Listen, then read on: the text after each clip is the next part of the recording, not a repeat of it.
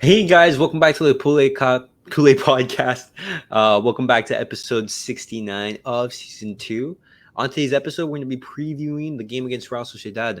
The game against tomorrow via the Copa del Rey. Barcelona's going to be playing at home. It's going to be a very tough test. Let me introduce my co-host Alex. Hey guys, how's it going? All right. So, game against Real Sociedad, Camp Nou, Copa del Rey, quarterfinals. Chance to advance to the semis and chance to basically see how we're made of, because this is going to be just like how the game against Real Madrid was a test. This is going to be another test because Real Sociedad are currently third in La Liga. They haven't, I believe they're on a 9-game win streak, so they're on fantastic form. So this is going to be a very tough test, and this is going to be a very good test to see where we're at. Well, what is your sensations feeling ahead of this game? Yeah, no, for sure. Like you said, it's a very important game. Obviously, any knockout round in any tournament is important, but I believe this one more so because Real Sociedad is a team that is in very good form in the league. Um, a bit of a dark horse, I would say, to be doing as good as they are because I believe they're third, right? Yeah, they're third in the league. Yeah, I mean, you consider there's teams out there that historically like Atletico Madrid, Sevilla, Athletic Club. There's a lot of Valencia. There's a lot of teams that I would probably put before them, but credit where credit's due. They've been doing amazing this season. This past few seasons, actually, they've been doing pretty well. But with that being said, it's a very important game against a difficult opponent, and we have to hope for the best. This is again another big chance for not only the team to prove itself, but also Xavi as a manager. Of course, both things are important, and I think this really shows where his quality will be at as a manager because you have your entire team healthy. Okay. Um, you've already won your first silverware with the club. Not the biggest tournament, but still you won silverware. Now, are you able to move on to the next stage? Again, this isn't the biggest. This isn't the Champions League, of course. It's a domestic trophy, but still, it's good to win it. Mm-hmm. Now, I think it's important for the team, not only morale wise and for the overall feeling as fans and as supporters, but more importantly, it's very important for the team economically and in the transfer market because if Barca can show they're winning again, I mean Barca has always been a team with pull, right? It's a team that can Yeah. pull basically any player's interest, and we know this. But you can be a good team historically, you can have a big name, but if you haven't been winning, then who wants to go play for you, right?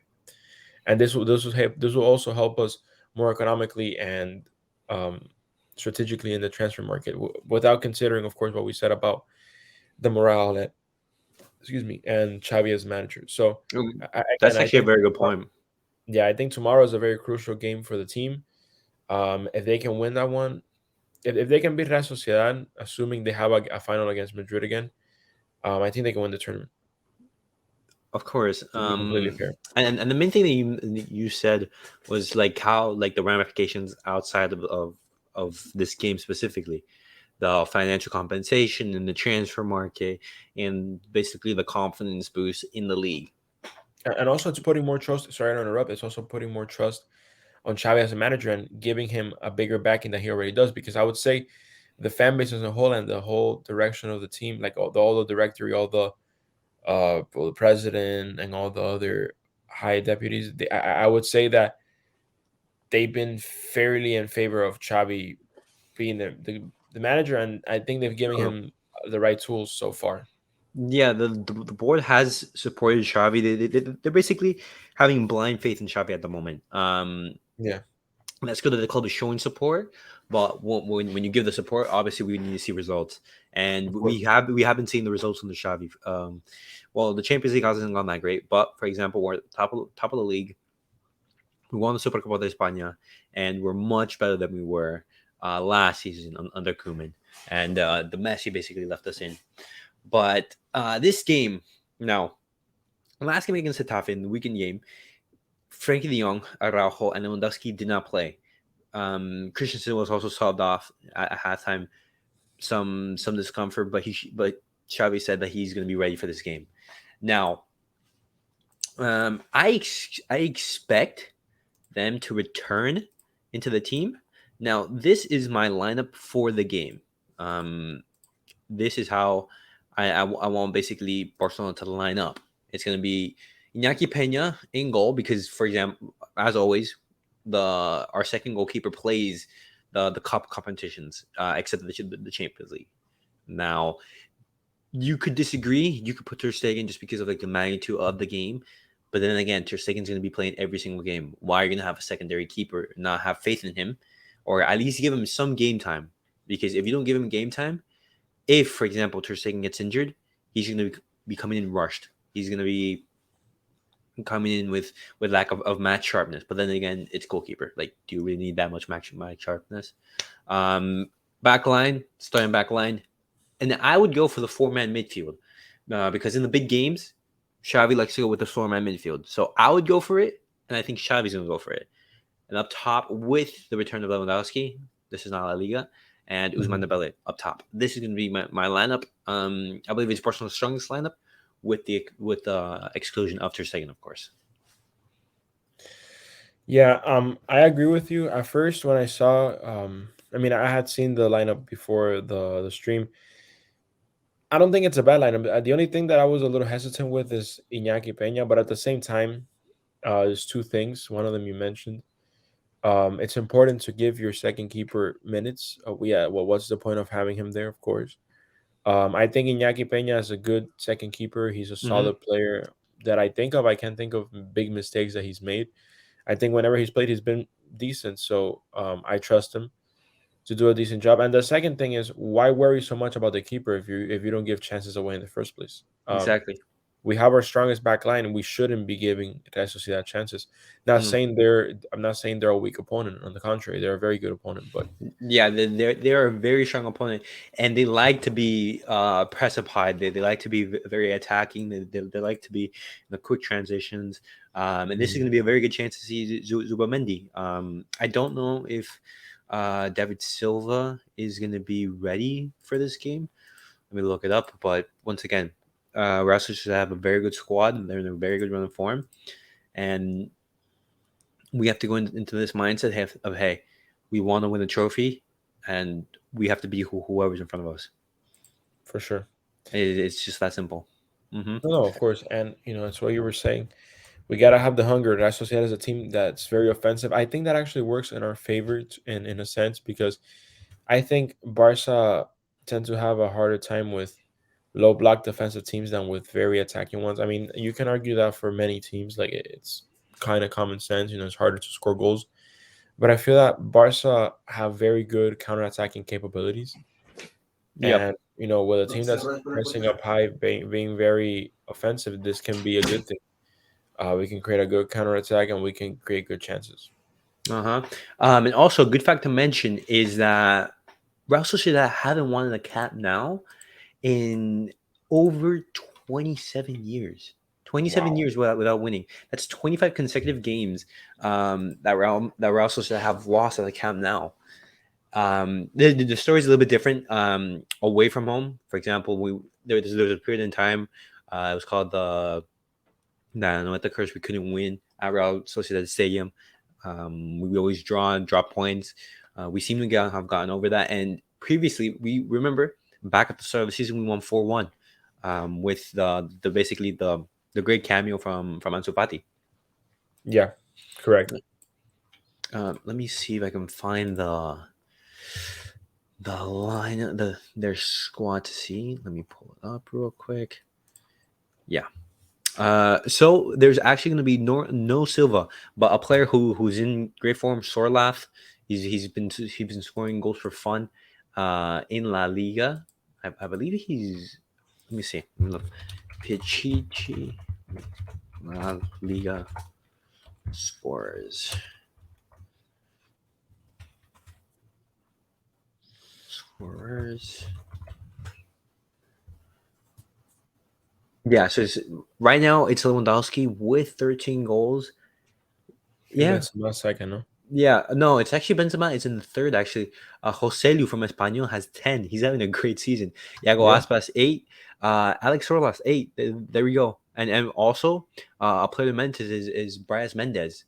Um, so, Real Sociedad are they're sharing their goals around, and so far they're very strong in the league. It just shows like the attacking firepower. Barcelona's gonna have to be very strong defensively, and that's why I'm going with the starting lineup. Like this is a trophy we want to win. For sure. And one thing that I think Barca have to be aware of is that this isn't Ceuta. This isn't I can't think of another low team that we play against. But this isn't just anybody, right? It's No, it's a historic team in La yeah, Liga. This reminds me actually of Atletico Bilbao, like the way they play, very high intensity. Well, I think Real Sociedad are like a more technical team. I think Atletico Bilbao is more of like a pressing. It's like they're more physical, but they're both teams that can cause the top team some trouble. It's always difficult, but since we're playing at the Camp now, I think that's a huge advantage to have the fans be like supporting the team. I think it's going to be a huge advantage.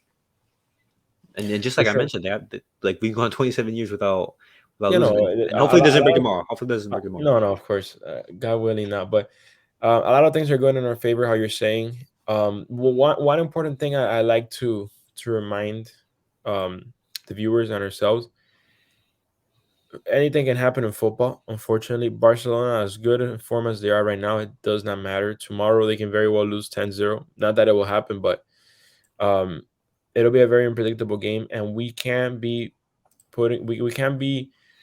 having the luxury. We can't have the luxury, better said, Yeah. of Hmm. missing chances, especially tomorrow, because Real Sociedad will not um they will not forgive us. They're gonna punish us for those misses. And I say this because I feel like Barca is a team that, yes, they're very good at chance creating, but unfortunately they're not the best at putting those away. I don't have the metrics, I don't have the numbers right now, but I'm sure they could likely point in my favor. I mean, it makes sense to a point because it's a ratio, right? It's a lot of chances created because of our play style, and obviously you're not gonna put away every single chance, right?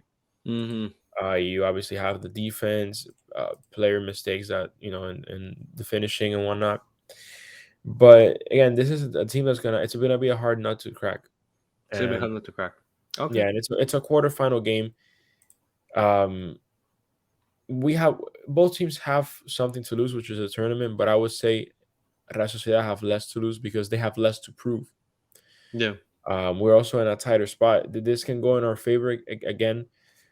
Personally, I'm of the idea that playing under pressure gives better results to an extent. I'm not saying playing under pressure like, oh, I'm gonna die if I don't win, but I'm saying Yeah. like playing Yeah. with Yeah. that Of pressure course. that you gotta win, Yeah. that you gotta prove something. I feel like that's very powerful, and if Xavi can get that out of the players, and he can, and not just Xavi, but the captain Busquets and the players on the field, if they can get that from each other, they're gonna be unstoppable and they're gonna win everything in their path.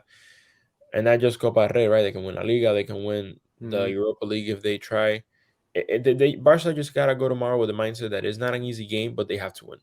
Yeah. They Of have to course. win. They have to do it It's for not. It's not gonna be an easy game at all because. exactly. This is a team. This is a team that has gotten bantered incredibly for the past few years because of our poor performances overall Hmm. in many tournaments and categories. And it's also been a team whose fans have been extremely loyal. I think we're one of the clubs that have the best fan bases, to be honest. It's a very diverse and big fan base, of course, because it's a massive club. Same with Madrid, um, but I think we've been extremely loyal to the team, even through the hardest of times. And I can say this for sure about yourself and I. And Barca need to do this for themselves and obviously for the fans too, because it feels good to see your team winning. And winning tomorrow it's only a step in the right direction. We gotta get tomorrow Hmm. over with and go for it. Now I want to ask you this though: what are your score predictions? My score predictions. Well, okay. Since we're playing at the Camp now, I do think that with the exclusion of Ter Stegen and the fact that we're playing such an informed team, a team that has won 9 of the last games, I think we are going to concede. But I don't think if we do start with our best defense, I don't think we're going to concede more than one goal. I'm going to go with a 3-1 Barcelona victory. Barcelona victory. That's Hmm. solid. I agree with you. Assuming that we go with our defenders, Yeah. assuming we go with the team that you showed on screen, I would go Well, for would you either. make any changes to that lineup? I mean, I thought about Ter Stegen, but you convinced me when you say, second goalies need No. time, need minutes, and this isn't just a second Mm. goalie. He's a good second goalie. Yeah. Well, would you want to go with that four-man midfield or Oh go with yeah, three for sure. attackers? I didn't touch upon it, but it's just because I agreed. I Okay. think again for a team that's going to be attacking, I think we do well like that against very attacking Mm. minded teams because we take the win out of their sails, right? We stop the attack, we frustrate the forwards they have to chase, and we exhaust the midfield. That's what we did with Madrid. We exhausted their midfield. Yeah, and the thing that the tactical Mhm, change that when we do play with this four-man midfield, it has to be Gavi, the one that is pushed out onto mhm. the left-hand side, because we saw in the game against Bayern, Pedri in the left, isolated from that midfield, it doesn't really work.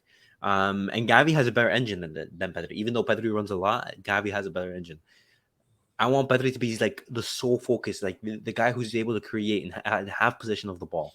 Um, so that's the one change, and we have been seeing this from Xavi, for example, in the game against Real Madrid, that we saw Gavi being as that more advanced and more of that like sort of like Iniesta role, but like not really. But guys, that was it for today's episode. 3-1. Let's pray. Let's hope it's a Barcelona victory. But as always, I post a link on Twitter if you guys want to join. You're always welcome to. If you want to hop on into the discussion, I post a link just a couple minutes before we go live. If you want to join into the discussion, you're always welcome. But as always, guys, like, subscribe, and comment. We'll see you guys all on the next episode. Peace out, There guys. you guys.